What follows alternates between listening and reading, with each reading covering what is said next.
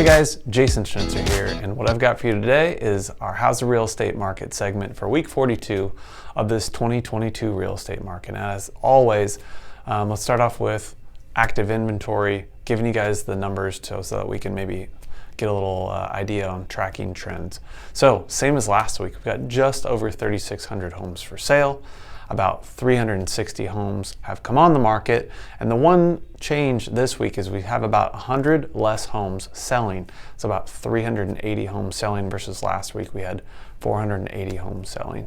And you might think, why haven't we seen a big shift in inventory? It's because a lot of those houses have come back on the market. We are noting that there are a lot more fallouts for the time of the year and just our market in general. Part of what is causing our shift in interest rate, of course, if you've been listening to me for the last several weeks, are interest rates, and they have continued to rise. We are, depending on how much money you're borrowing, right up against the 7% mark.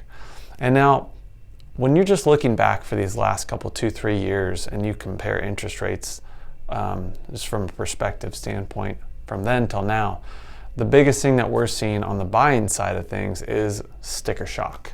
And that is what you could have bought back then for your monthly payment versus what that actually is now. So a lot of psychology going on the buying side of thing, and what that means for you guys on the seller's side is buyers are going to be a lot more particular on what they're going to buy. They're going to be, with a more expensive interest rate, they are going to be pickier, more or less. And quite frankly, we've started to see the shift in power. Who's got the chips stacked on their side of the table, and we're seeing less buyers. So the buyers that are out there are serious buyers, but they quite frankly just have a lot more options available to them. If we compare our inventory now versus our inventory back at the beginning of 2022, we've almost tripled. Actually, we've overly tripled here in Orange County inventory-wise. So economics 101, supply and demand, we are starting to see demand simmer off for the fact of affordability and the cost of the end payment to the buyer. And of course, we are hearing more and more talks of a recession or cooling off of our economy. And that plays right into buyer confidence, and especially in bigger purchases.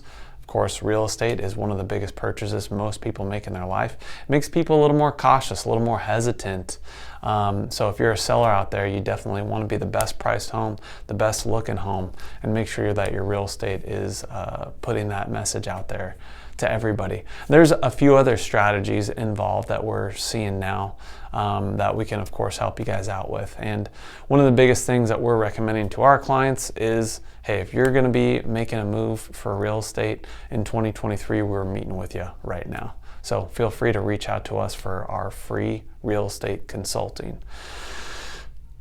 Thanks for watching, you guys. I think the biggest thing to keep in mind over the next few weeks is just keeping real good tabs on what interest rates are doing, and that's what we do right here on my weekly segment.